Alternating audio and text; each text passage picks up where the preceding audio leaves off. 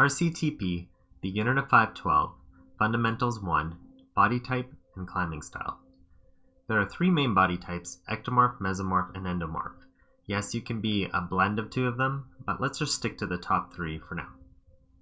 So an ectomorph is a thin person who eats a lot and has a hard time gaining weight. A mesomorph, you would have a medium build with good muscle tone, and your weight can swing a lot depending on how much you eat and how much you exercise. And an endomorph is a person who has a very large build, very strong, big muscles. They gain muscle easily but has a hard time losing weight. Ectomorph climbing strengths. Their muscle movement, they have strong legs and they have great grip strength to weight ratio. They have very strong shoulders when they're in a narrow position. Their climbing style, they prefer rope climbs, they enjoy using their grip strength, and they love high stepping with their legs. Their training style, they really like to connect everything together, getting in the zone and never falling. Every time I see an ectomorph fall on a rope route on a wall, they normally get very frustrated within the first or second time that they fall, and they ask to be taken right down. Mesomorph and endomorph climbing strengths. For the muscle movement for a mesomorph, they have very strong back and core strength. They have strong shoulders when they're in a very wide position. Their climbing style, they prefer bouldering. These are the type of people you'd see at rock climbing competitions with bouldering competitions. They enjoy locking off in wide positions and using their core strength. They really enjoy training technical moves, and they'll repeat drills often and fall. With indoor rock climbing, the style of a route setter will influence the way that they put holds on the wall, which will ultimately influence the way that you climb that route. What I want you to take away from this is that your own personal rock climbing style might not match the rock climbing style of the route setter. If this is the case, you might actually be climbing at a grade lower than what your current level is, just because the rock climbing style doesn't match up with you.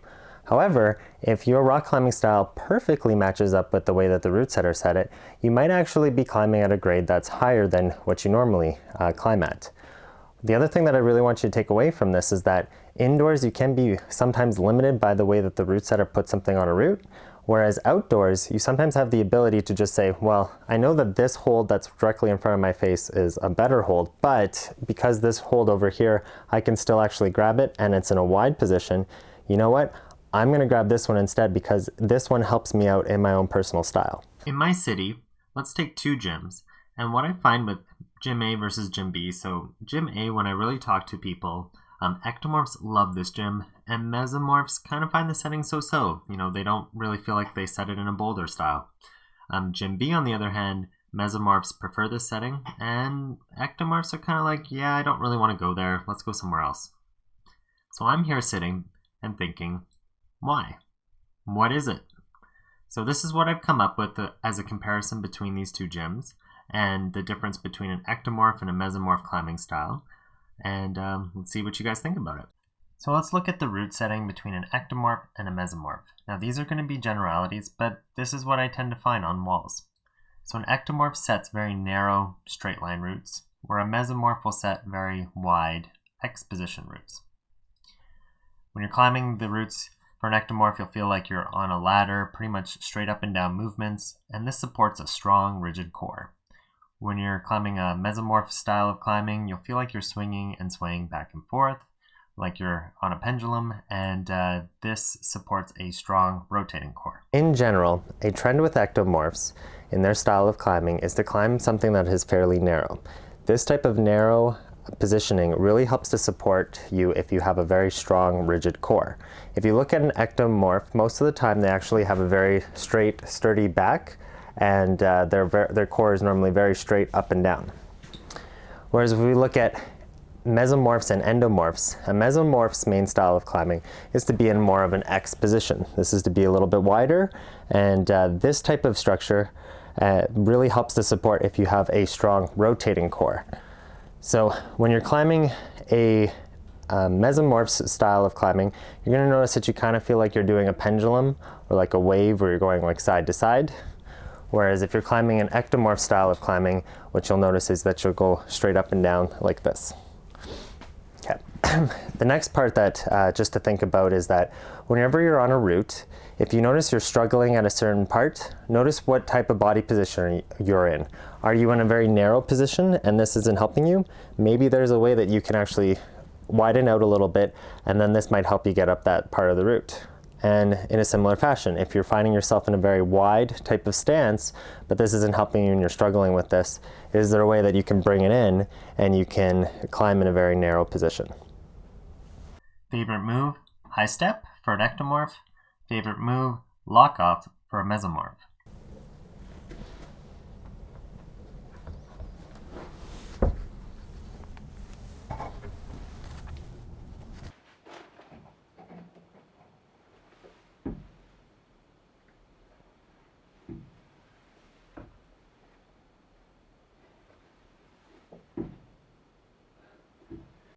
Ectomorphs love underclings and large rounded holds. Mesomorphs love edges, crimps, and finger pockets. I've set 2 routes behind me, one in blue and one in red. This blue route is set in a very ectomorph style, where we can notice that the holds are almost straight up and down from each other. They also are very large and rounded, and there is an undercling. Okay, then we look at the mesomorph style, which is all set in red. You might already notice that this is set a lot wider than the ectomorph route, which is pretty much locked in like this. There also are a lot more footholds, which allow for dancing feet where you're slowly changing your foot position as you go. There also are edges, crimps, and a finger pocket. Okay, so let's look at some rounded holds versus some edges. What's really the big difference here? If we look at this pinch, it's a very rounded pinch. What I'm limited here is actually my grip strength to body weight ratio. So as I start to slide over on this pinch, my grip might actually become a little loose and I might just slide off of it. The best way to make this style of pinch actually really positive is to get straight up and down from it and start to push really hard down this way, and I'll be able to hold this pinch for a while. Now let's look at this other pinch, which is in a more of an edge. So if I'm actually straight up and down from this pinch, it's a lot harder to hold this. If I move like this and I make it just become a full edge, as you notice, my thumb already came off the hold because I don't really need it. But what I can do now is I can start to really activate my upper body and pull into this. So now I'm not limited by my grip strength, but I'm limited by my fingertip strength and my ability to pull in with my upper body. Ectomorphs, long committing vertical moves, and mesomorphs, micro moves, and I call this kind of like dancing feet. Ectomorphs love foot rests, weight in your feet, and mesomorphs love straight arm rests, weight in your fingertips. I'm going to climb the 2 routes. So this blue route is set by an ectomorph, and you notice they're very narrow holds. They're all very large and rounded. Here's my high step. I'm going to reach up and grab this top hold.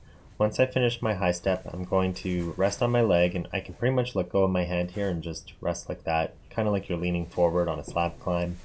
I'm now going to move to the red route, which is more of a mesomorph style, and you see there's a lot more holds on that whole route. When I'm going to start climbing it, you'll notice me already in a more crunched position. I'm going to start dancing my feet by moving them around like this. I start rotating my core, I get up here, and then I grab this top hold, and you see I start to rest on it by leaning back and like really relying on my fingertip strength. And this hold was, a pretty decent rest for a while until, it kind of twisted. Oops.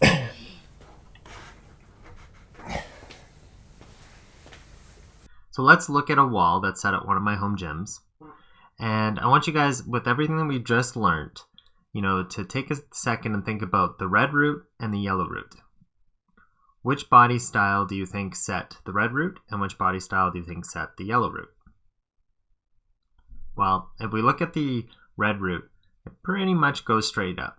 So when we look at that, this is kind of the line that the red route goes on.